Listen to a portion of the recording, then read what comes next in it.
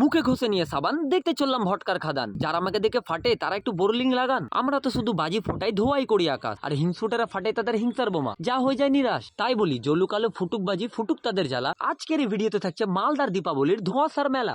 আমরা বেরিয়ে পড়েছি, দেখতে পাচ্ছেন ভটকার বাজার করতে যাচ্ছি আমরা। ইয়ো গাইস, পুরো এলাকা স্মোক স্মোক कर देंगे आज दिवाली है।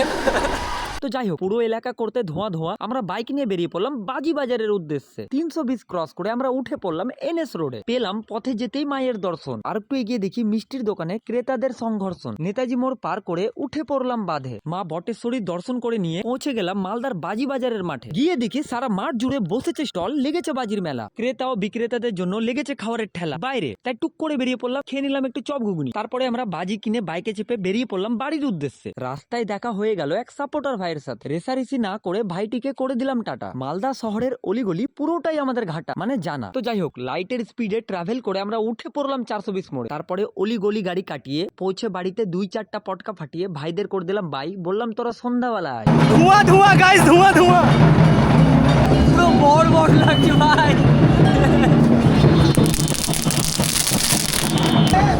কি লাগালি